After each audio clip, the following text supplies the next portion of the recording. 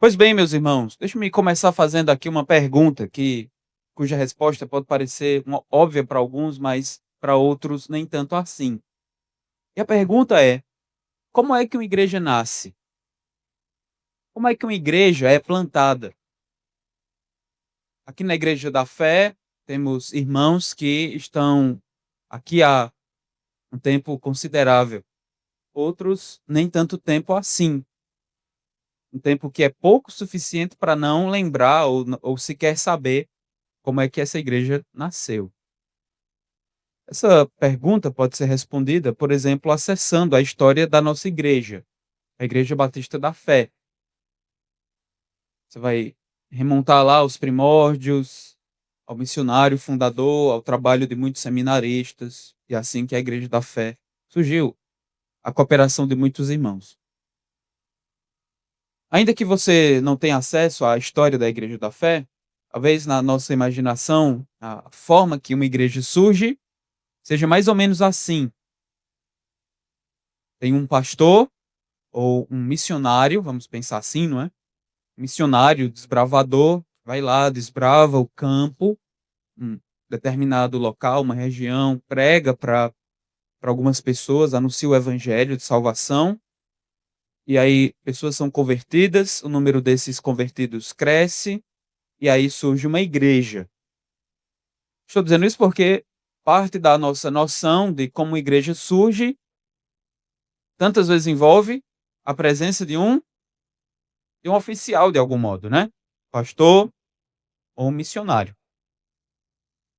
Hoje, nós queremos ouvir e aprender da história de uma igreja. Essa que é uma das primeiras e principais igrejas do livro de Atos dos Apóstolos. Nós queremos ver como essa igreja teve início e aprender com ela. É claro que ajudados por Deus, o tipo de igreja e o tipo de discípulos que nós queremos ser. Só lembrar aqui aos irmãos que as últimas mensagens que eu trouxe, as duas últimas mensagens, recordar em sua memória, nós falamos sobre isso, do tipo de igreja que nós queremos ser. E nós focalizamos na descrição e no retrato de uma igreja que aparece no livro de Atos, que foi a igreja de Jerusalém.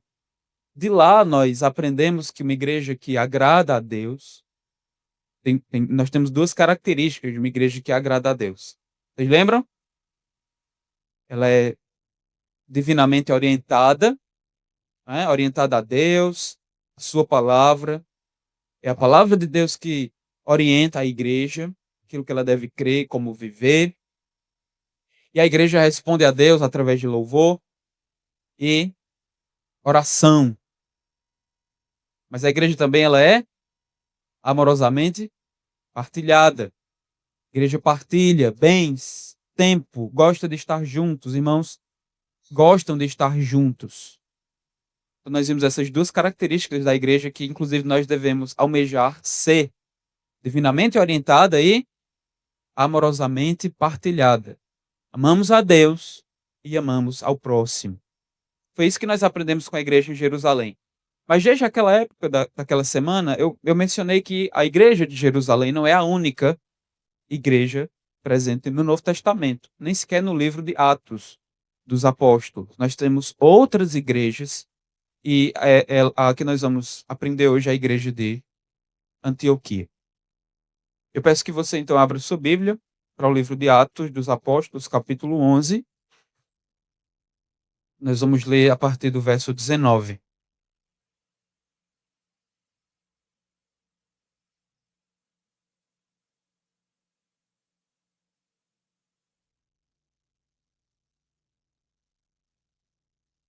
Atos 11, a partir do verso 19.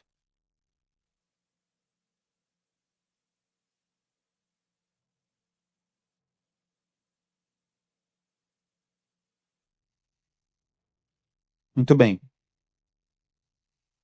A passagem diz o seguinte: Então, os que foram dispersos por causa da tribulação que sobreveio a Estevão se espalharam até a Fenícia, Chipre e Antioquia.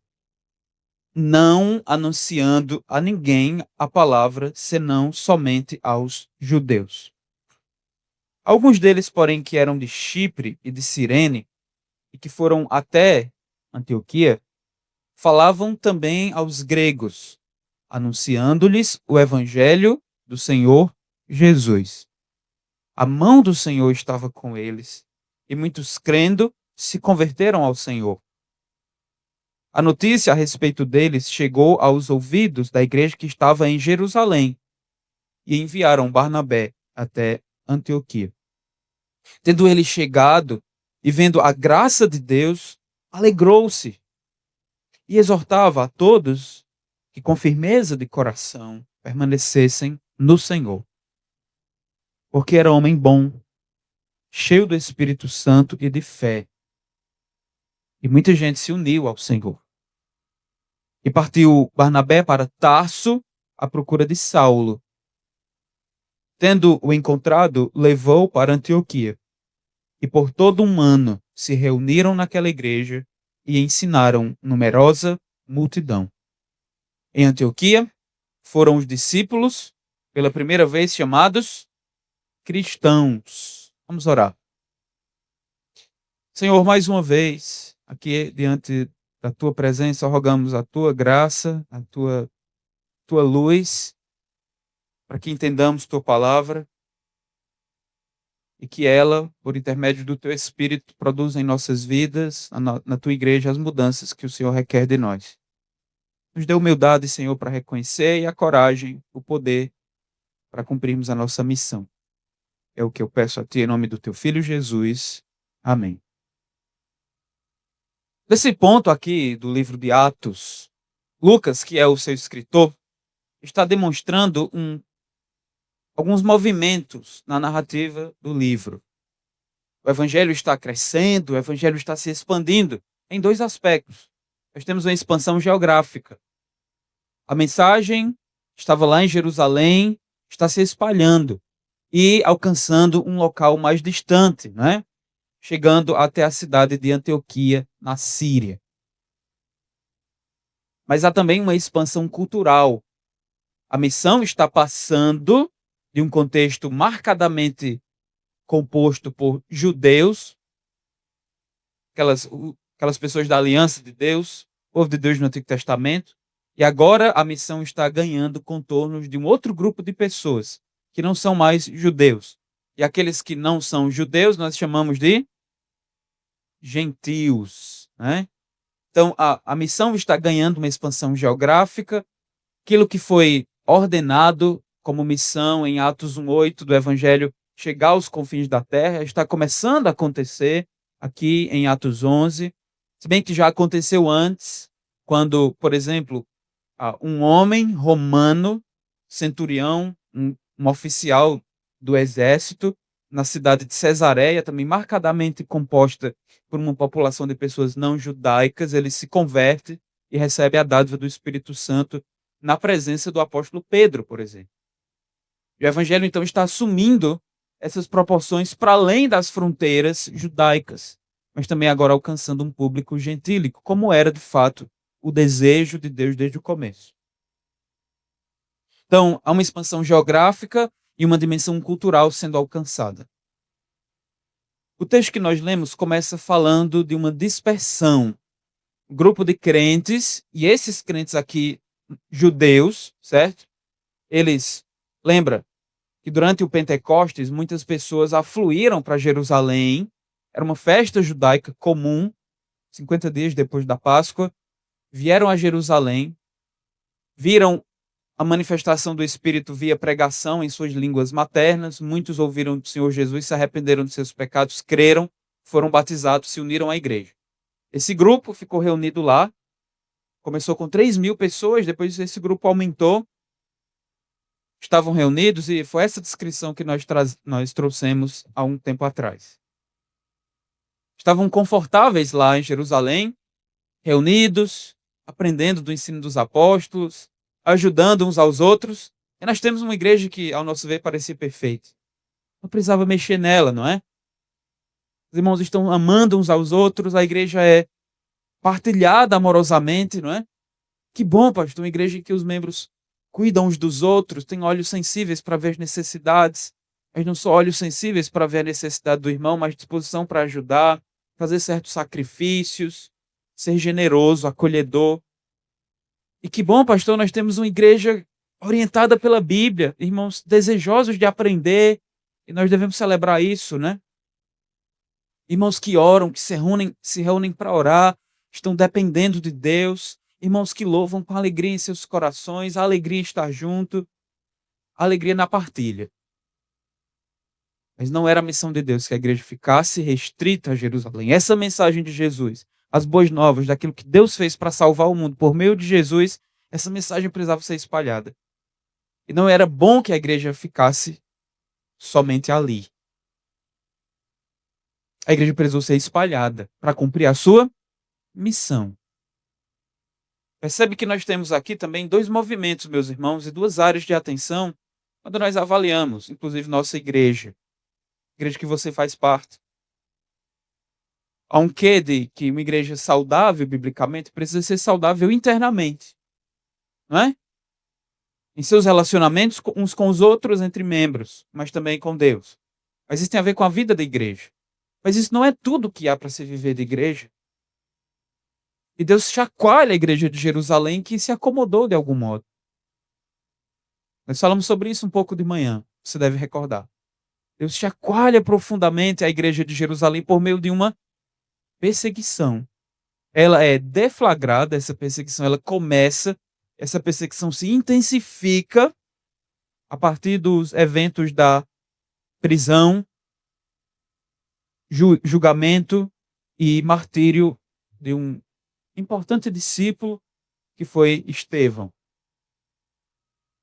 A morte de Estevão deflagrou e intensificou uma perseguição intensa contra a igreja a partir de lideranças judaicas, por vezes utilizando-se de vias violentas, opressoras, e aqueles que estavam reunidos em Jerusalém, um grupo amplo de judeus convertidos a Jesus, agora não pode mais ficar.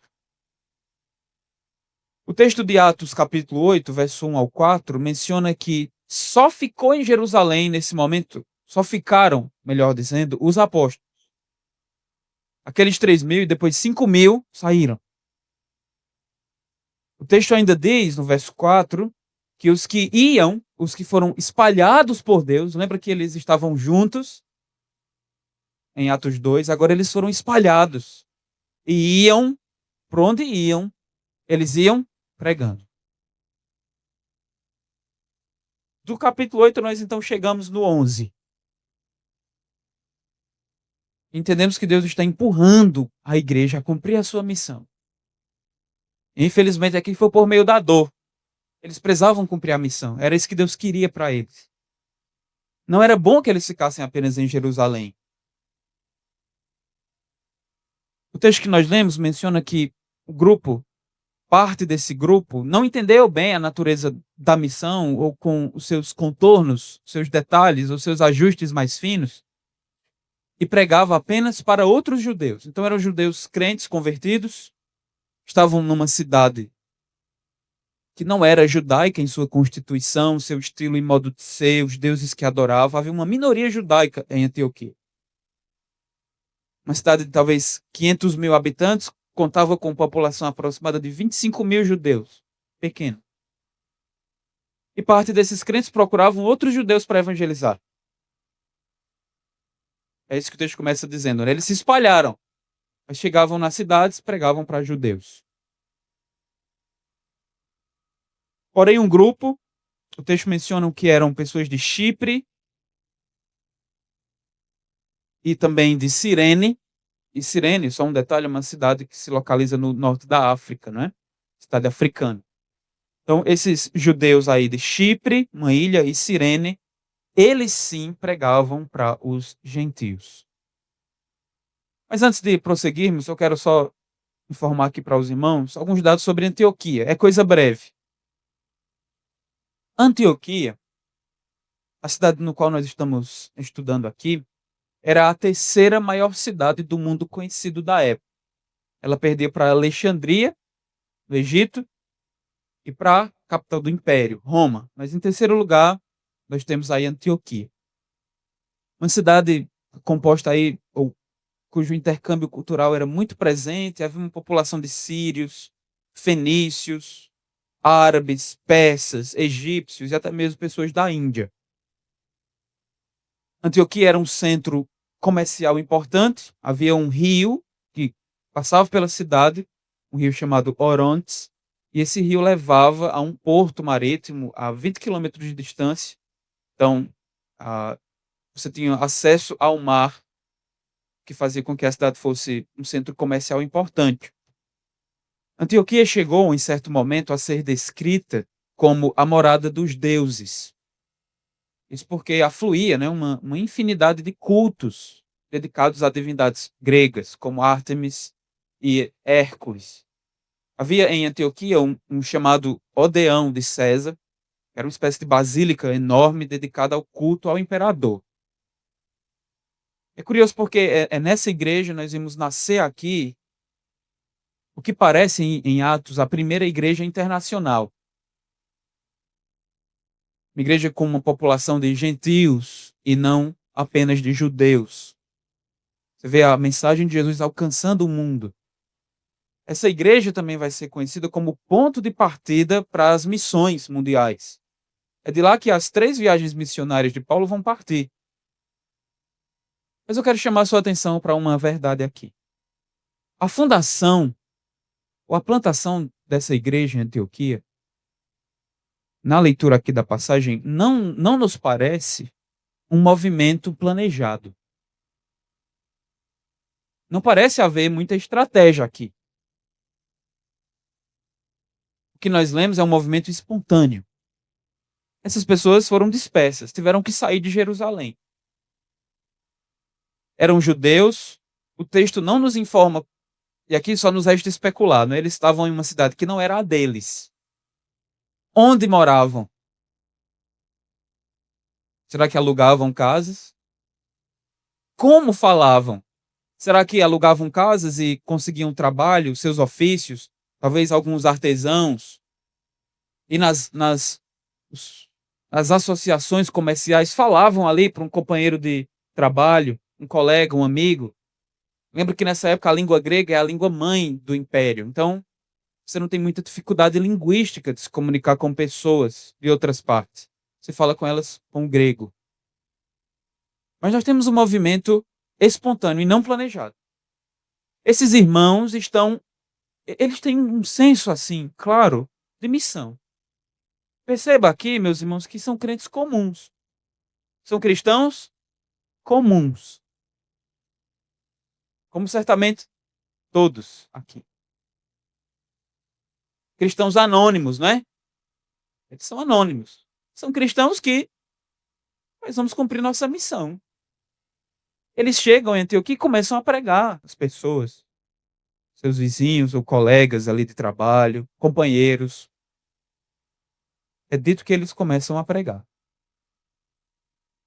Essa igreja nasce, meus irmãos, de discípulos comprometidos a cumprir a missão. Não há menção aqui de nenhum missionário. Quem fundou a igreja em Antioquia? Não foi Paulo, inclusive. Foram irmãos comprometidos com a missão. Eles pregaram, fizeram o que era o seu dever. Mas eu quero chamar a sua atenção para o conteúdo. Mas quero dizer para vocês ainda que a igreja que nós queremos ser, meus irmãos, deve ser uma igreja marcada por discípulos comprometidos com a missão. Não só entenderam a responsabilidade, mas que transmitem o evangelho. Essa igreja que nós devemos ser, composta por discípulos que abraçaram e têm compromisso com a missão. Crentes comuns, mas capacitados por um Deus poderoso. Esse é o tipo de igreja que nós queremos ser e que nós almejamos. Esses discípulos, eles tinham um conteúdo a ser transmitido. O versículo 20 nos diz que conteúdo era esse. Era que essas pessoas pregavam para as pessoas. que é que esses irmãos pregavam? Esses crentes comuns, esses tantos anônimos pregavam. O versículo 20 é dito que eles anunciavam o evangelho do Senhor Jesus. Evangelho aqui, como vocês certamente sabem, significa literalmente boas notícias ou boas novas. Dizer para vocês que esse termo evangelho, para a época, não tinha um significado religioso em si. Hoje, quando nós falamos em evangelho, nós já atribuímos a, por exemplo, a mensagem da salvação, aquilo de pensar assim, olhe, as 4 leis espirituais, o caminho romano para o céu, faça uma oração do pecador, você agora está salvo. Mas evangelho, naquela época não tinha um termo, não tinha um significado tão religioso assim. Significava boa notícia. Uma boa notícia. Talvez uma notícia que um rei chegou ao poder e agora reina. Mas utilizando aqui um livro de um escritor indiano, né? Ele tem um livro chamado 15 Palavras de Vida no Novo Testamento. Ele diz o seguinte, definindo aí o que é evangelho. Uma definição curta, mas abrangente o suficiente. Podemos entender o evangelho como a mensagem do que Deus fez, do que Deus está fazendo e daquilo que Deus fará em cumprimento de suas promessas, de trazer um reino glorioso, belo, justo e unificador. Um reino que tem Jesus como Senhor e Messias. Mais na frente, lá no finalzinho da passagem, no verso 26, eu quero usar isso para esclarecer a força que o termo evangelizar tem, ou falar do evangelho do Senhor Jesus para as pessoas. No verso 26, é dito que aquela comunidade de convertidos, de irmãos, aquela igreja em Antioquia, foi chamada de cristãos. Foi ali pela primeira vez, é a primeira vez que esse termo aparece na Bíblia, para se referir aos discípulos de Jesus. É a primeira vez que aparece o termo cristãos. Essa palavra não significa pequenos cristos. Não significa isso. Não significa que, em si, aquelas pessoas pareciam com Jesus. Mas perceba uma coisa. E aqui, provavelmente, quem atribuiu o nome cristãos aos discípulos foram os de fora. Essa era uma denominação comum para se referir a pessoas que estavam do lado de certos partidos ou grupos. No Novo Testamento, por exemplo, existem os herodianos, favoráveis ao governo de Herodes. A terminação aqui é a mesma para cristãos. Em grego, cristianos, né? Cristianos. Agora veja bem, eles associaram não o nome Jesus, mas o título de Jesus, àqueles que o seguem, Cristo. E com Cristo nós queremos entender que Jesus é rei, não é isso? Ele é Cristo e rei. E existe uma grande possibilidade ou probabilidade de que as pessoas entenderam que os discípulos se identificavam ou falavam muito, pregavam e ensinavam muito a respeito do Messias, do Cristo Messias, do Cristo Rei. Portanto, meus irmãos, eu estou usando tudo isso para chegar a um ponto aqui. Ou falar do Evangelho, eu não quero fazer com que isso pareça muito complexo, mas isso não se restringe e não deve se restringir, por exemplo, a você chegar para alguém e dizer assim: Deus tem um propósito na tua vida. Isso não é evangelizar. Isso não é falar do Evangelho de Jesus. Não é chegar para alguém e dizer: olha, Deus te ama. Eu evangelizei alguém porque eu disse a ela que Jesus te ama. Isso não é evangelizar de modo algum. Primeiro, se nós estamos falando de boas notícias, alguém que não conhece essas boas notícias, primeiro, precisa saber que antes que haja boas notícias, existem más notícias. Cabe-nos comunicar para alguém que nem conhece a situação de perdição que está as más notícias. Antes de existir boas notícias, existem más. Quais são essas más notícias? que aquelas pessoas que não conhecem a Jesus são escravas dos seus pecados, ainda que não saibam. Estão debaixo da influência da esfera satânica e diabólica em suas vidas, ainda que não enxerguem. São escravos das suas paixões e desejos. E se continuarem nesse rumo, sem intervenção, sem arrependimento, caminham em direção inevitável à ira derramada de Deus e o seu juízo que os fará padecer no fogo eterno. Essas são as más notícias. E antes que alguém saiba das boas, precisa saber das más. E nós precisamos comunicar as más notícias também. Há tantos que estão entorpecidos.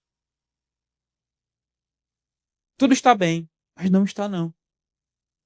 Não, muitos estão entorpecidos por sua religiosidade. Ou entorpecidos porque fazem boas obras, são pais de família, mães de família, pessoas de moral e ética. Precisam conhecer Jesus, precisam se arrepender dos seus pecados. Mas esse evangelho é mais rico do que você vai para o céu se você crê em Jesus. Esse evangelho é muito mais rico que isso. Esse evangelho fala de um Jesus que é rei. Esse evangelho fala de um Jesus que vai reinar sobre esse mundo. E quando reinar sobre esse mundo de fato e de verdade, todo o mal será destruído. Toda injustiça será punida. Todo mal será desfeito. Tudo que é mal será restaurado. Haverá vida em abundância. Haverá perfeição. É o rei que vai reinar e fazer novas todas as coisas. Deus em Cristo, e essa é a mensagem do evangelho, está restaurando e fazendo novas todas as coisas. A natureza e o ser humano. Perdoando seus pecados, dando a eles vida, os resgatando da morte. O evangelho é muito rico. Nós precisamos conhecê-lo. E aqui fica uma lição, meus irmãos.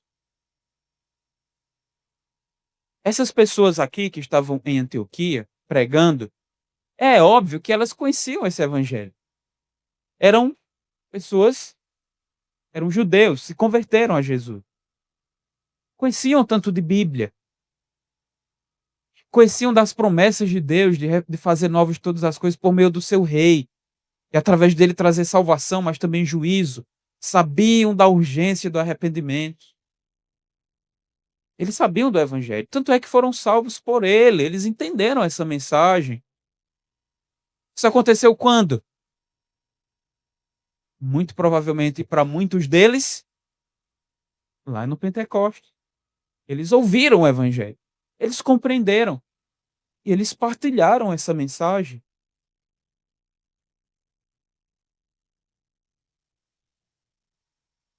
Então, esse tipo de discípulo que nós queremos ser. Agora, antes de falarmos o evangelho, nós precisamos saber o que é evangelho. Eu já contei essa história, mas é importante relembrar de um pastor que chegou lá uma irmã na igreja e disse: pastor, eu evangelizei minha patroa. Ele disse: minha irmã, pois vem aqui e conta como foi. Disse, pastor, eu cheguei lá e disse: ei, vai lá na igreja. É mesmo, rapaz? Isso foi evangelizar? A resposta é: não foi evangelizar. Nós precisamos... E eu falei também isso aqui um pouco mais cedo, né? Esse precisa ser nosso estilo de vida. Evangelizar pessoas. Falar de Jesus para elas, das más notícias, mas que há boas. Você não precisa falar disso tudo para alguém num dia, numa tarde. Escolhe alguém. Cria laços um pouco mais profundos com essa pessoa. Quem sabe um amigo, um parente. Faz isso ao longo de semanas. Fala um pouquinho. Outro encontro, fala mais um pouco. Conversa, fala de experiência. Abre a Bíblia, lê versículo, vai com calma, mas explica. O evangelho é muito rico. Não precisa pregar para alguém com ansiedade, assim. É urgente pregar. Mas por vezes uma pregação ansiosa, assim, eu tenho que pregar o evangelho logo numa tarde. Calma. Vai com calma, ora e anuncia. Agora, os discípulos conheciam a mensagem, eles tinham um conteúdo. Conheciam o evangelho. Nós precisamos conhecer também. Mas esses discípulos, comprometidos com a missão, conhecedores do Evangelho, contavam com o poder de Deus. É dito no verso 21 que a mão do Senhor estava com eles. Aqui faz toda a diferença. Eles contavam consigo esses discípulos, esses que tiveram coragem, ousadia no Senhor para pregar em uma terra estranha, para pessoas culturalmente distintas, mas eles contavam com a mão de Deus. O que significa isso, a mão de Deus? Nós podemos entender essa expressão como fazendo referência ao poder do Senhor. Levando em conta passagens do Antigo Testamento, como, por exemplo, Isaías. Isaías nos diz, no capítulo 59, verso 1, usando o termo mão do Senhor, eis que a mão do Senhor não está encolhida para que não possa salvar. Então tem a ver com poder para salvar. Em Isaías 66, 2, é dito, Deus diz para o povo, a minha mão fez todas essas coisas, e todas vieram a existir, com seu poder. Se pensarmos ainda na construção teológica de Atos, escrito por Lucas, podemos atribuir a esse poder de Deus, a sua mão a quem? Ao quê? Ou a quem, melhor dizendo? Qual o poder de Deus capacita os discípulos na tarefa de cumprir a missão e proclamar? Sim, a resposta é certa. O poder do Espírito Santo. Recebereis poder quando do alto descer? Espírito Santo. E sereis minhas testemunhas. Jerusalém, Judéia, Samaria e até os confins da terra. Portanto, cumprir a missão de Deus requer de nós o poder de Deus. Poder esse que, como nós temos crido e confessado, poder esse que nós recebemos quando cremos no Senhor Jesus. Não é isso? Nós temos crido que quando nós cremos em Jesus, recebemos o Espírito Santo. Você diz amém. O Espírito Santo transforma a sua vida. Lhe dá um novo coração. Lhe capacita a abençoar os irmãos na igreja com um dom, com dons, mas também lhe leva a testemunhar. Então a igreja tem compromisso, a igreja que nós queremos ser, discípulos com compromisso com a missão, com conteúdo do Evangelho, mas que contam com a capacitação divina. Primeira marca da igreja que nós queremos ser, e aprendemos aqui com a igreja de Antioquia, discípulos comprometidos com a missão. Mas a segunda tem a ver com liderança. A igreja que nós queremos ser deve contar com líderes piedosos. Uma liderança piedosa. E aqui nós temos a presença de Barnabé.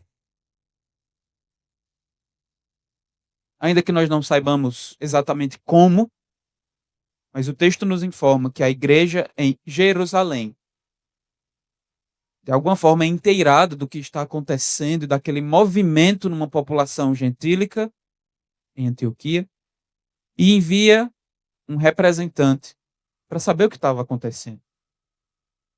E essa pessoa é Barnabé. É mencionado no verso 22 que a igreja em Jerusalém soube das conversões em Antioquia. Barnabé, vai lá ver o que está acontecendo. Nosso representante. Barnabé chega lá. Mas eu quero mencionar aqui algumas características por alto desse homem, mas que nos comunicam alguns traços de líderes piedosos na igreja. Deus nos conceda líderes assim, isso a começar em mim. Barnabé era um homem generoso, não muito apegado não era um homem ganancioso. Ele tinha certos bens e com os bens que Deus deu, ele foi generoso. Em Atos 4, 37, nos é dito que Barnabé se juntou àquele grupo de pessoas que vendeu parte do que tinha, seu terreno, e O valor da venda ele doou para que os apóstolos administrassem dinheiro esse que seria usado para aliviar algumas condições de outros irmãos. Ele era um homem generoso. Assim como Barnabé, Deus nos conceda a graça de sermos líderes também generosos, sensíveis às necessidades, dispostos a contribuir. Agora, Barnabé era um homem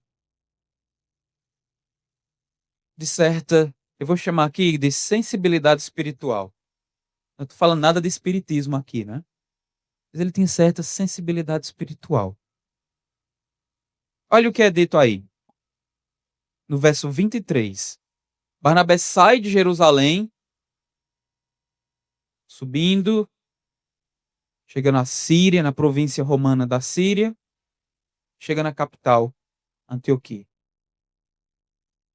Hoje essa cidade fica no Líbano. O que é que o texto diz que aconteceu com Barnabé, do verso 23? Ele chegou lá. Eu acho interessante essa expressão aqui. Barnabé, quando chega em Antioquia, ele vê. O que é que ele vê? O texto diz que Barnabé vê a graça de Deus ali. Isso aqui é muito belo. Barnabé tem olhos para enxergar e ver aquilo que tantos olhos não veem. Enxergar a graça de Deus, o agir bondoso, a sua intervenção misericordiosa, o seu mover na vida de pessoas. São olhos para enxergar a graça de Deus. Eu diria, meus irmãos, que para que nós tenhamos esse tipo de olho, nós precisamos de uma profunda transformação em nossas vidas. Você pode olhar para um grupo de pessoas como esse e ver só um grupo de pessoas reunidas. Mas a graça nos concede o favor de enxergarmos aquilo que tantos olhos não enxergam. Perceber em vidas transformadas, pessoas servindo a Jesus. Mas eu estou vendo o agir de Deus na vida dela. E nós precisamos educar a nossa visão espiritual para enxergar esse tipo de realidade no nosso meio. Não são só pessoas chegando à igreja, são pessoas diante da palavra de Deus que pode transformar, quebrar a pedra do coração e dar nova vida. Deus age quando a sua palavra é pregada. O Espírito Santo intervém, isso é graça, nós precisamos ter olhos sensíveis tantas vezes para ver. A igreja não é apenas uma comunidade meramente humana, de pessoas que têm uma coisa ou outra ali em comum, só de pessoas bacanas, que se reúnem para bater um papo.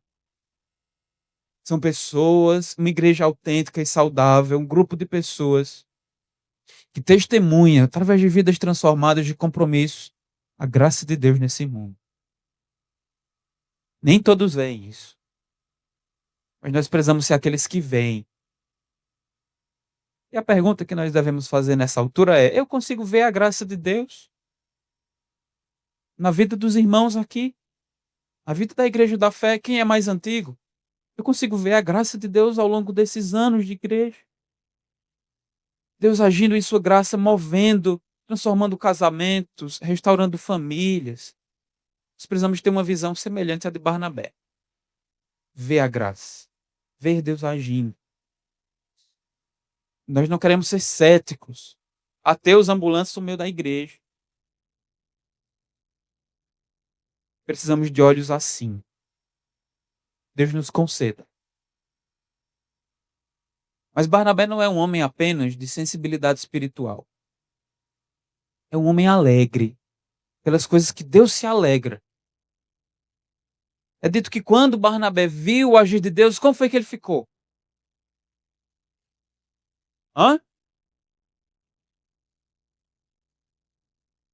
Ele alegrou-se. Barnabé não apenas viu Deus agindo naquela igreja, mas quando ele viu o agir de Deus, ele teve alegria. Alegria no coração. Essa palavra às vezes é traduzida em outras partes como alegria intensa. Alegria intensa mesmo.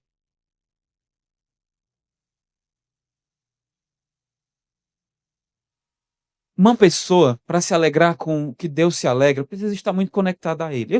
E nós sabemos, meus irmãos, que isso aqui é graça do começo ao fim. Mas um líder piedoso como Barnabé se alegra com aquilo que alegra a Deus. O coração dele vibra com aquilo que faz o coração de Deus vibrar também de alegria. Ver Deus agindo traz alegria para o coração de Barnabé.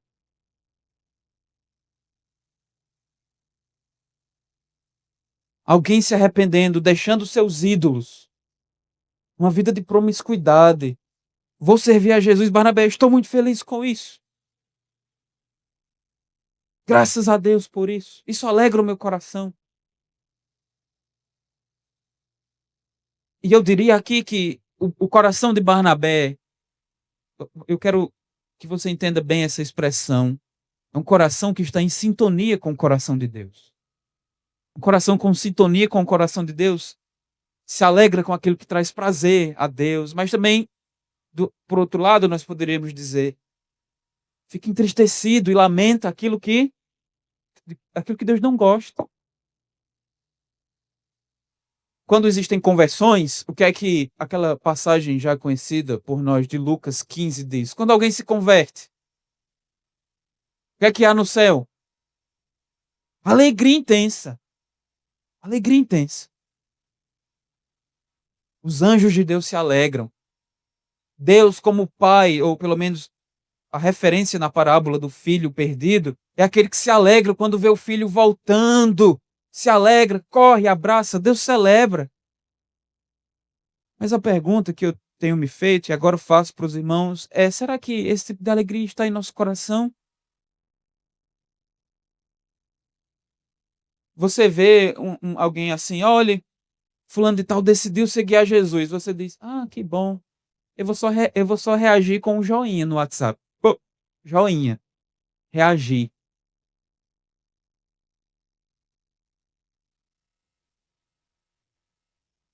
Nós precisamos, meus irmãos, redescobrir muitas vezes essa alegria.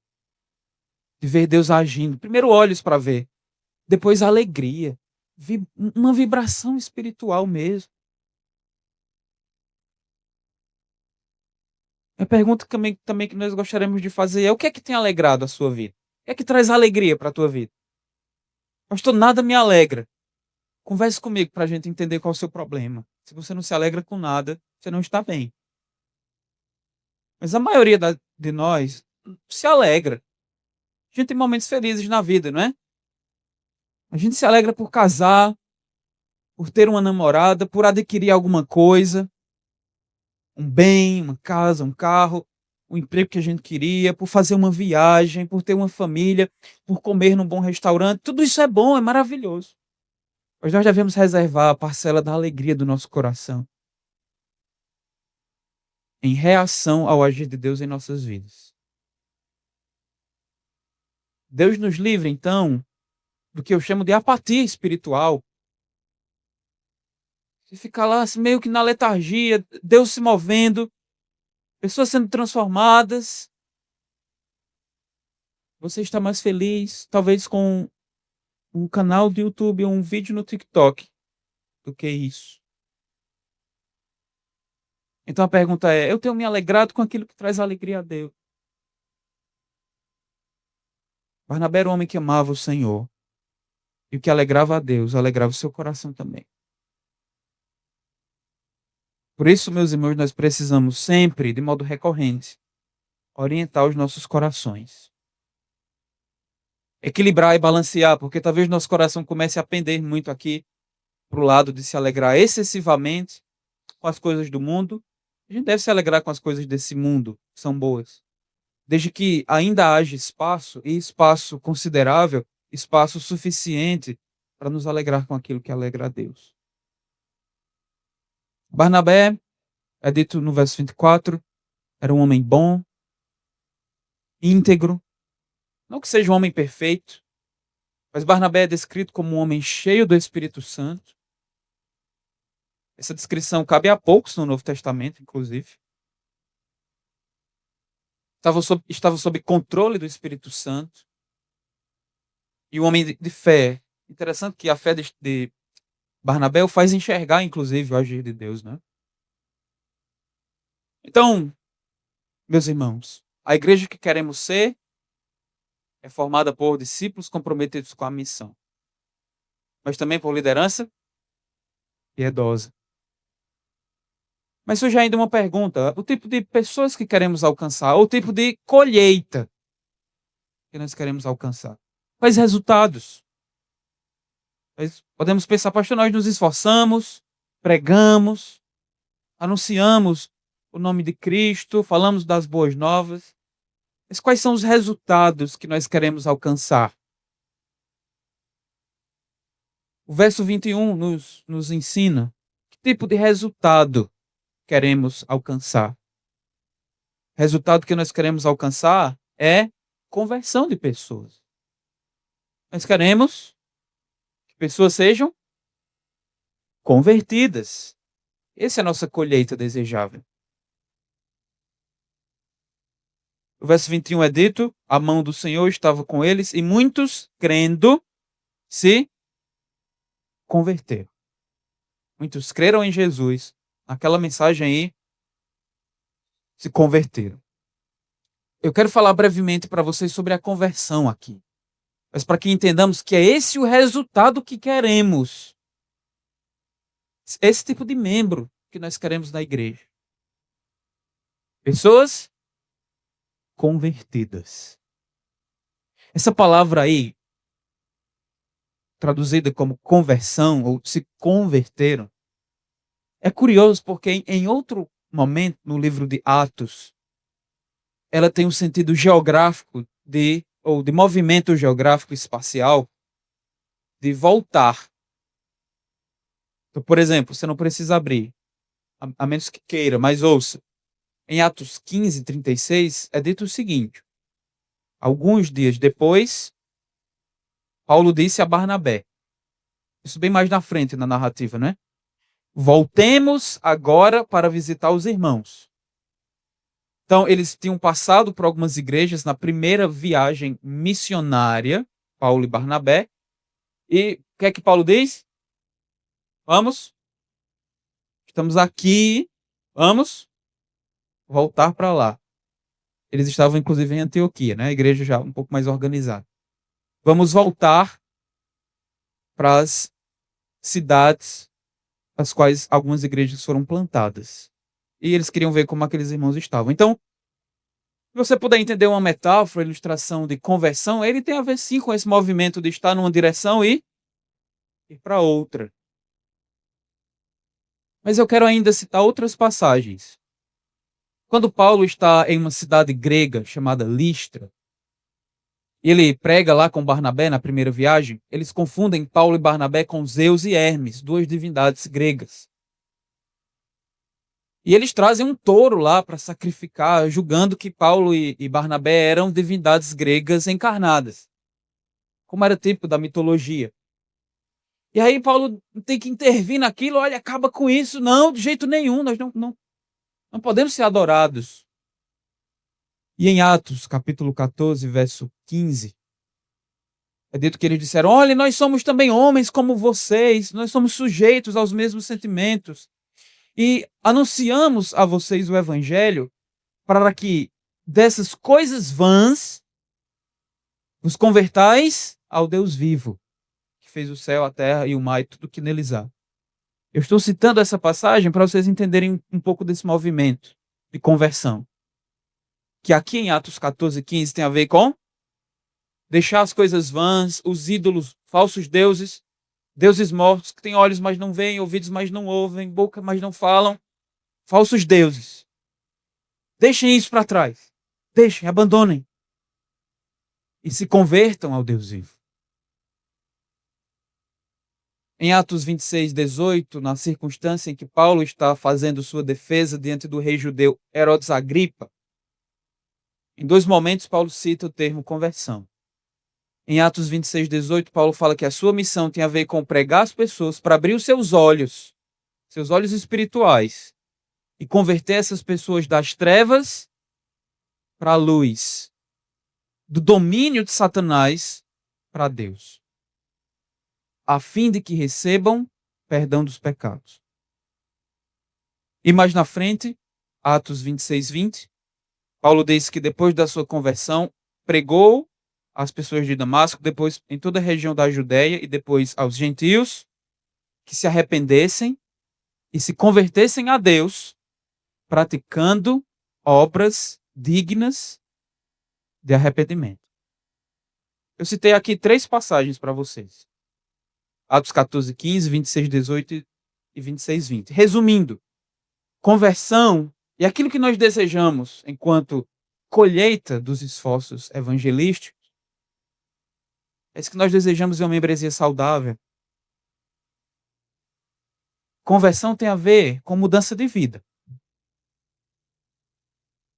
Arrependimento de pecados, tristeza, abandono de práticas que não agradam a Deus. Claro que muito envolto em tristeza também. Mas abandono. Mudança de hábitos nocivos. Isso é conversão. Há um deixar para trás. Quer sejam falsos deuses, quer sejam condutas escravizam, que não agradam a Deus. Há um deixar. Mas conversão também tem a ver não só com uma mudança de vida, mas com uma transferência de domínio. Veja, Paulo diz que quando pregou a conversão era para que as pessoas saíssem das trevas para a luz. Aqueles que estão na igreja não estão em trevas mais. Foram chamados para o reino da luz. Não estão em trevas espirituais. As trevas da escravidão ao pecado. Os descrentes sim estão aí. Em trevas, embora talvez achem que estão na luz, enxergam bem. Não, estão em trevas.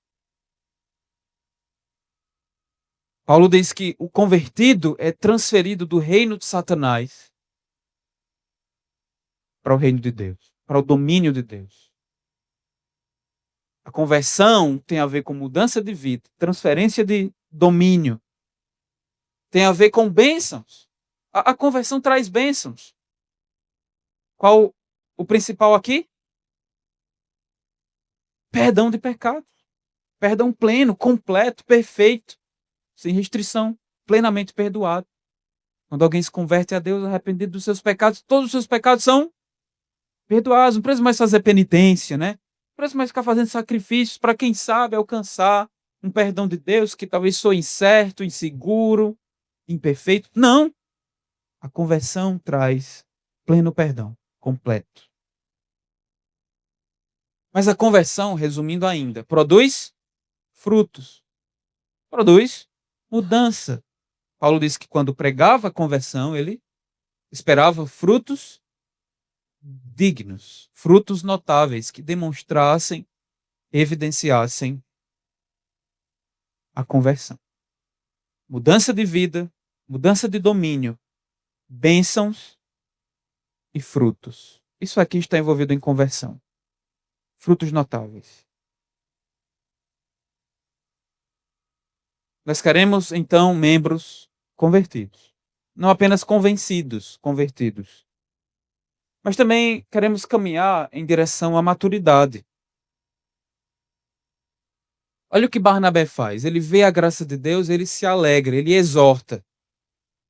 No verso 23 é dito que Barnabé exortava todos a que com firmeza de coração permanecessem no Senhor. A palavra exortar aí, embora muitos de nós entendam a exortação como uma coisa negativa, né? Chamar alguém para uma conversa, talvez até para repreender alguém por seu pecado. Embora a palavra tenha esse significado também, a depender do contexto, mas aqui ela assume o significado de encorajamento, de fortalecer alguém, de consolar alguém. Encorajar, fortalecer e consolar. Fortalecer a alma de alguém. Fique firme, esteja firme no Senhor. Não desista da caminhada. Embora ela soe difícil, dura, árdua. Existem tentações para voltar atrás. É curioso porque Barnabé, o nome dele, né? Significa, quem lembra? Filho da exortação. Isso está em Atos 4:36. Parece ser essa a característica de Barnabé, não é? Ele era alguém que tinha uma certa habilidade de encorajar outros, né? Eu sempre penso que a igreja precisa tanto de membros assim, não é? Como Barnabé. Não é à toa que, inclusive, na lista de dons, Paulo apresenta em Romanos 12, um deles é o dom de exortar. Talvez membros com o dom de encorajar outros. Fica firme. Mas eu quero entender aqui melhor para vocês, com vocês. Barnabé exorta os irmãos a. A primeira expressão aí é firmeza de coração. E com firmeza de coração permanecer no Senhor. A ideia aqui de firmeza de coração, meus irmãos, essa expressão tem a ver com alguém resoluto. Alguém que não está muito indeciso, assim. É alguém que resolveu, se entregou a Jesus. Isso é um coração firme, um coração devotado ao Senhor. Barnabé exortava aqueles irmãos, olhem, se dediquem a Jesus. Tenham corações entregues, devotados a Ele, como seu único dono, seu amor supremo.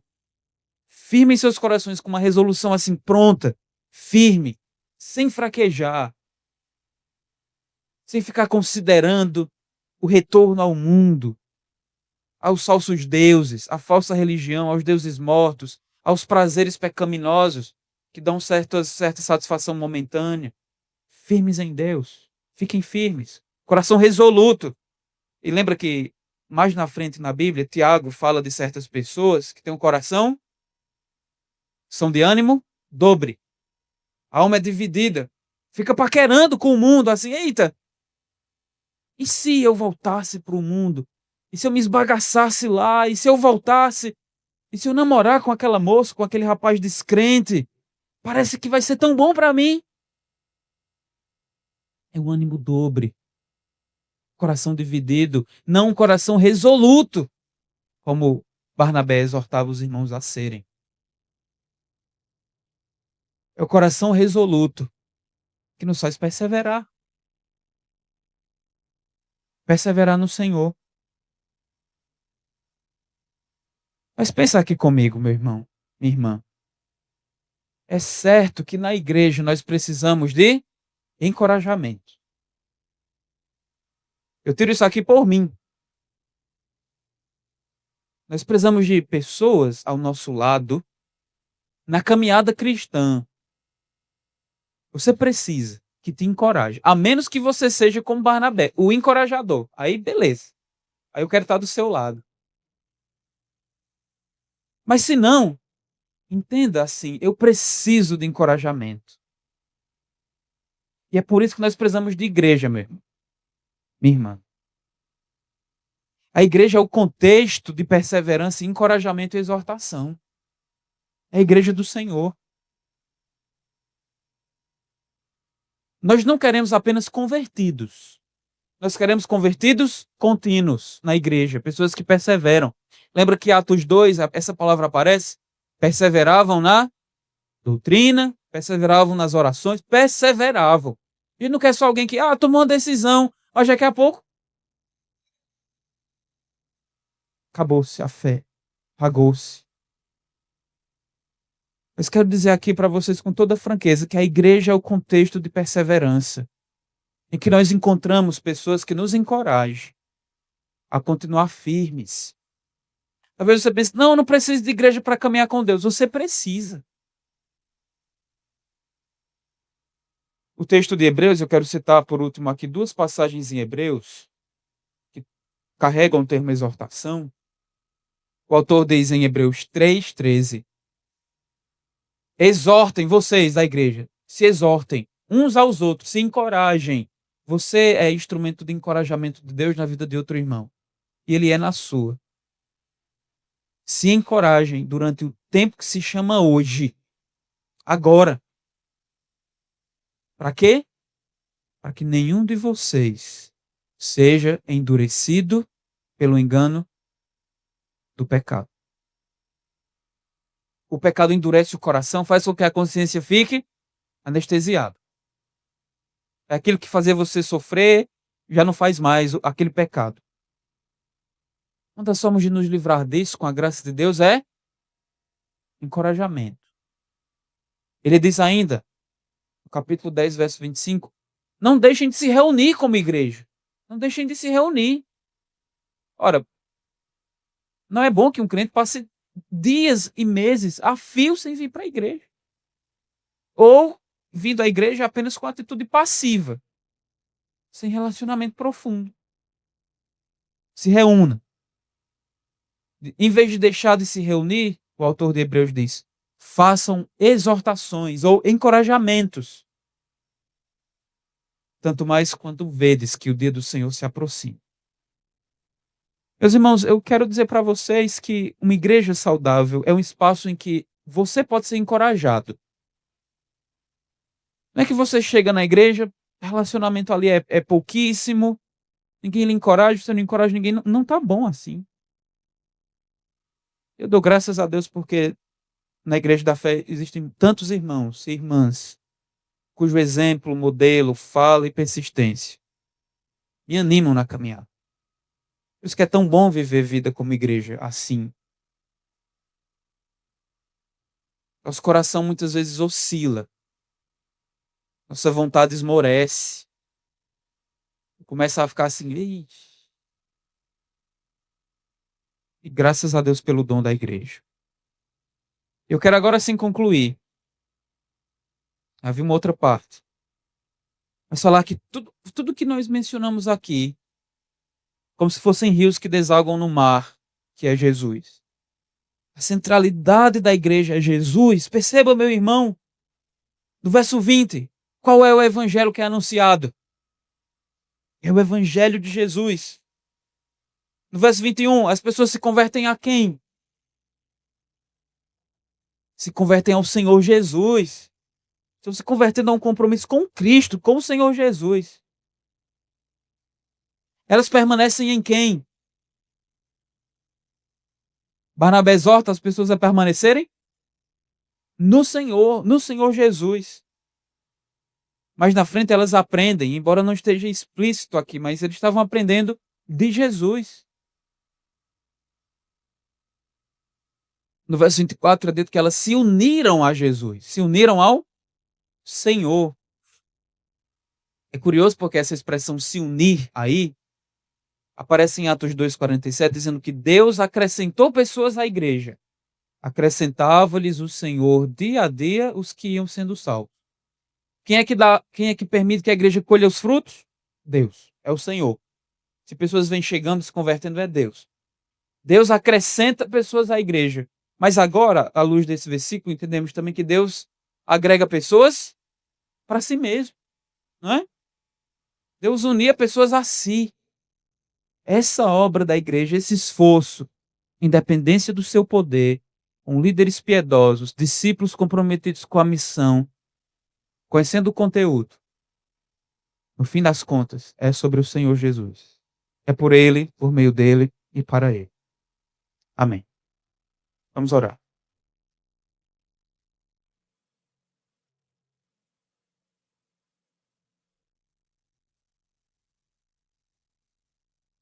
Nosso Pai, nós agradecemos por tudo aquilo que a Tua graça nos tem permitido aprender. Os desafios que o Senhor tem trazido aos nossos corações.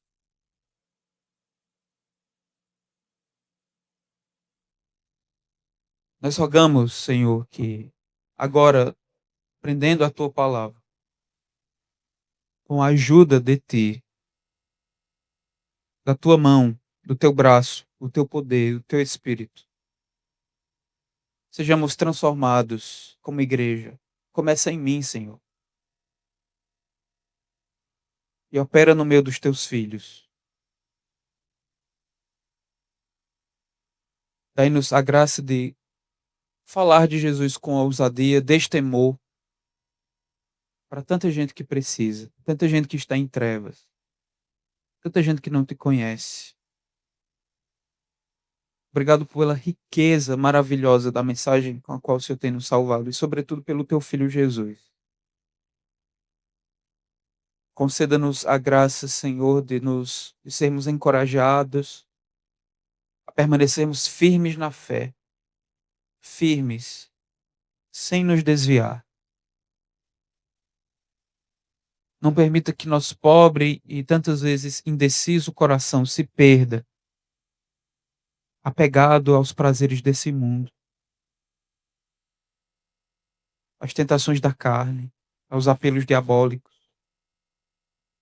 Nos conceda homens como Barnabé, líderes piedosos, tementes a ti, generosos, debaixo da tua influência, homens de fé que creem em tuas promessas, que têm visão para enxergar a tua graça e se alegrar com aquilo que te alegra.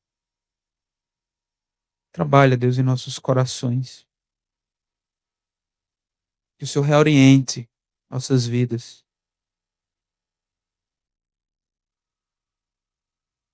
Nós rogamos a tua ajuda e a tua graça. Confiamos em ti, não em nossos esforços. E nós rogamos tudo isso, ó Pai, não porque merecemos. Em nome do teu filho Jesus, nosso Senhor. Amém.